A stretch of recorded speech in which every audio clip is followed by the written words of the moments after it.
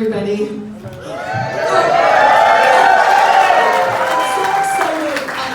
so excited to be here. I know a lot of you here, and the energy in this room is palpable.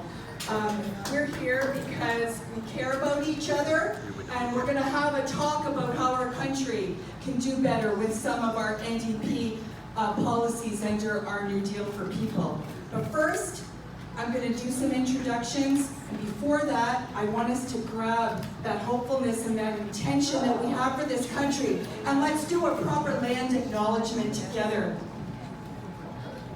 We are standing on the land, traditional territory of the Anishinaabe people, and in particular the Council of the Three Fires, the Potawatomi, the Ojibwe, the Ottawa. They lived here and lived here. They continue to live here and give here as we live here and give here. Together, we're going to have a conversation of how we can move forward as a country that takes care of each other and takes care of that land, the great mother turtle, who lets us live on her back. We're going to do that together tonight. I'm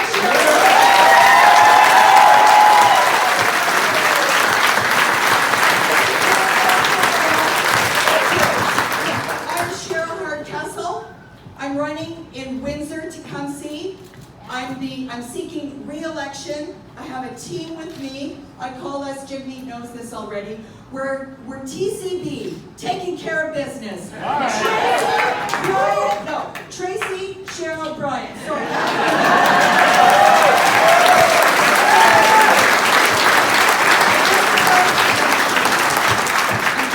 going to turn the microphone over to Brian Masse, but I want to tell you how privileged I am to be with Jagmeet Singh, Tracey, Ramsey, and Brian Masse, because I come from working class people who never thought they were worthy of serving in government.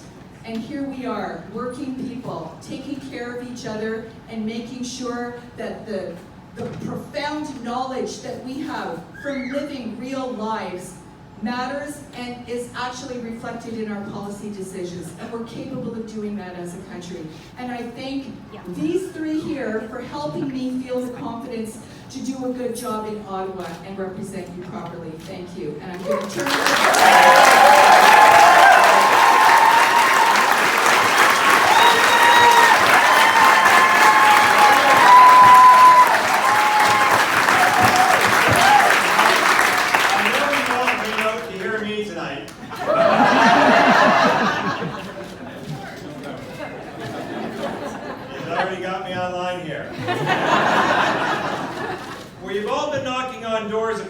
country, including Windsor West, where I was in South Windsor last night, and I ran across April. And April was concerned about student education. She was concerned about the debt load and the students exiting with that debt load and not having a job. April was 94 years of age. She said to me, I have enough. Our family has enough. But what about the next generations? Right on. What about them? And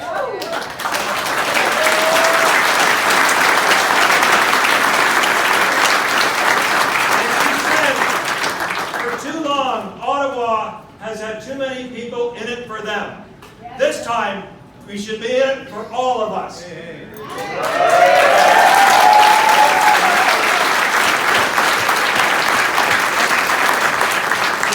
Tonight's about you. And we're going to get to that, but first I get to embarrass the leader for a second. As the dean of the caucus, I get to do that. But I seriously want to share the experiences I had because I'm free Jack Layton. We all miss Jack. I miss him every single day. He was my friend. He was my confidant. He was my mentor. He was down at my by-election here in 2002, pulling the vote when we only had 13 seats in the House of Commons. And I can tell you, I see a lot of Jack Layton and Jagmeet. All right.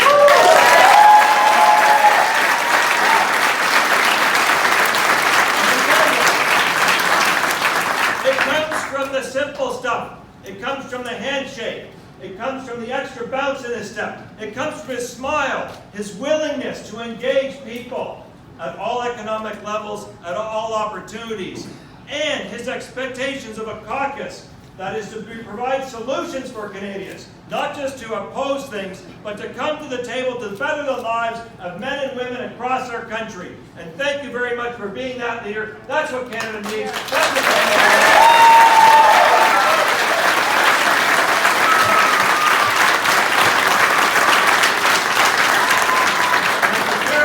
Ed Broadbent, it's time to turn Canada left side up.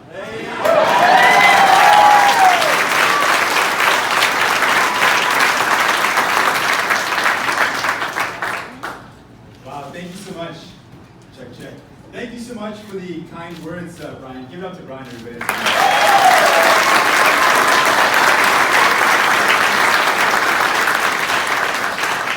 We're going to give it up to our incredible team, Windsor Essex. They're amazing. They fight hard for you. In case you're ever wondering, they always make sure that I don't forget my hometown, where I grew up. Make sure I remember the issues that matter here. With Tracey, with Brian, with Cheryl, you've got incredible champions fighting for you. Good to see you.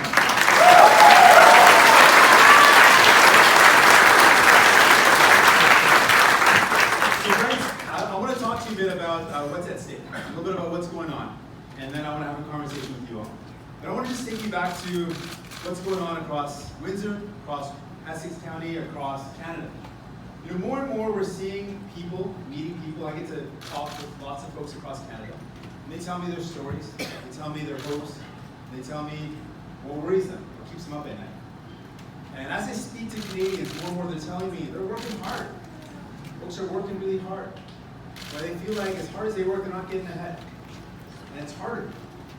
And I remember meeting with young people who, instead of having hope for the future, being excited for the future, they're also worried. They're feeling a lot of pressure, a lot of weight on their shoulders. I remember when I was their age, and I don't want to say it was that long ago, because I'm kind of young still, I think. When I was young, I didn't have that same fear of the future. I was hopeful about the future. I think about families. I met families recently in London, parents that tell me that they've got a place to live in, but they're worried if their kids will ever be able to afford a place.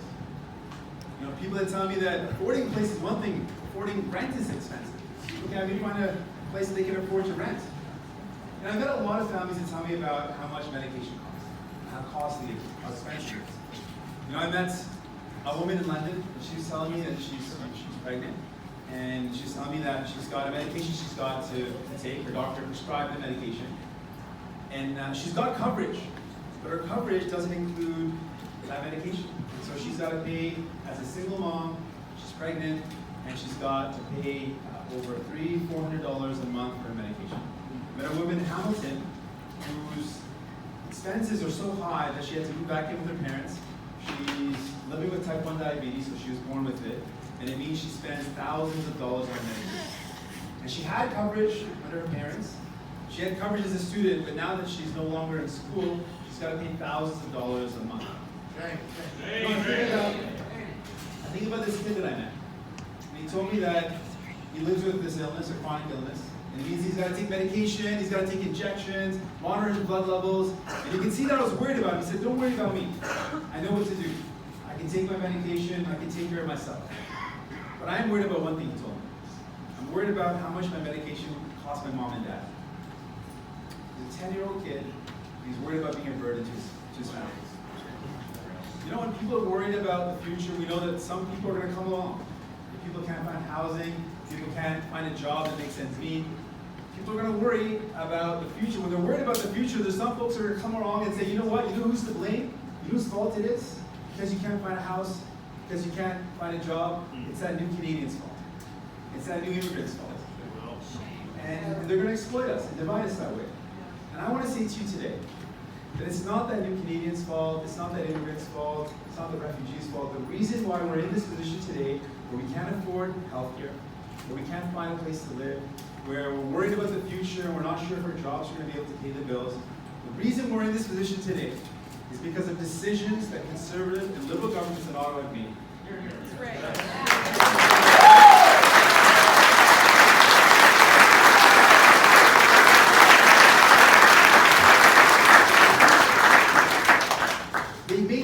That make life easier for the very wealthiest.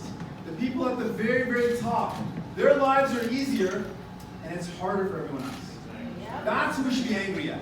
Yes, sir. That's who we're going to take on. Governments in Ottawa have been working for the rich. I don't work for the rich.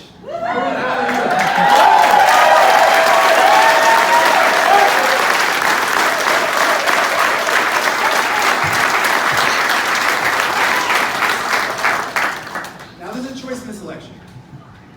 The choice is, we've got the Liberal Party. We've got the current... You broke my whole thing there, Cal. Should be a funny sound. So we've got I can't even say it. Okay, Mr. Trudeau is the current Prime Minister, yes. He's now in re-election, and he has made certain choices. And I want to put to you that it's not by chance that we don't have farming here. It's not by coincidence that life is so costly. It's because of decisions that governments have made. I'll give you one example. Mr. Trudeau, back in 2015, he promised to do something very simple. We set prices of medication based on other countries. So the board that sets those prices said, you know what, give us a new list of countries to compare our prices to, and we can lower the cost of medication by as much as 20%. Basically, we can drop the prices by a lot. It wouldn't cost us a cent. And Mr. Trudeau said he would do it. And I thought that was pretty encouraging. But 4 years went by and he didn't do it. I wondered why. What was the reason? This would cost no money. Why didn't he just provide a new list of countries so that we could set better prices? What would make him cave on that basic promise? We did a little research and we found out the reason. It turned out, over the past 4 years, that big pharma and insurance companies have lobbied the Liberal government a whole bunch of times. And guess how many times in 4 years, roughly? 400? 300? 1,000 a little too high, you're messing up my story.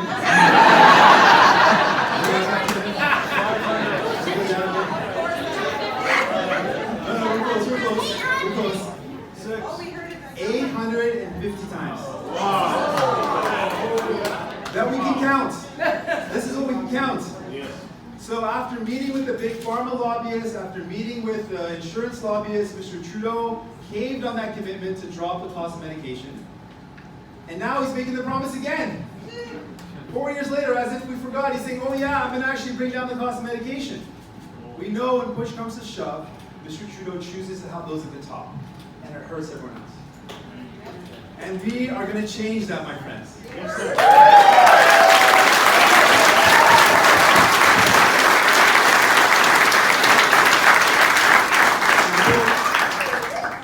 Put it to you this way. We believe if you need medication in this country, if you or your loved ones needs life-saving medication or medical devices, you should go and use your health card, not your credit card.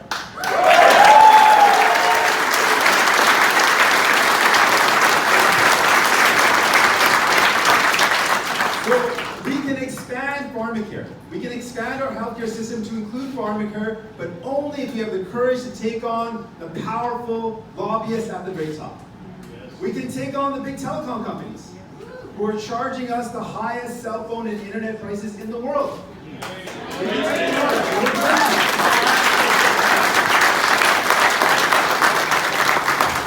Because we have the courage to take on those lobbyists, we have the courage to take on those big corporations.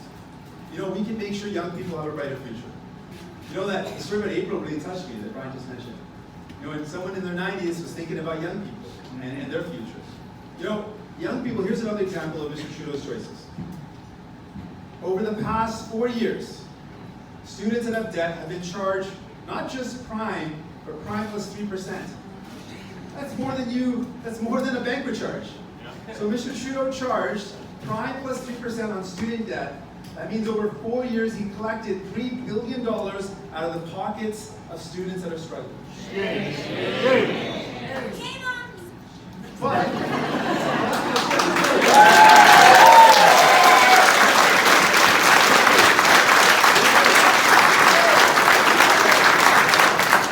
just to give you the choices, last year alone, the Liberal government, Mr. Trudeau, waived $6 billion in corporate loans. I just wanted to take that in for a second. On one hand, he stole from or picked the pockets of students to the tune of $3 billion. And on the other side, he gave $6 billion away to corporations. $6 billion in corporate loans waived, $3 billion to students that were profited off of. That's the choices they're up against. And we know the Liberals are not the way, Mr. Trudeau's not the way. Do I need to say it in this room? Are the Conservatives the way? I'm pretty sure we're not anything of that. But let's take it really seriously though. There's gonna be something they're gonna say. They're gonna say this to people, and I need you to push back.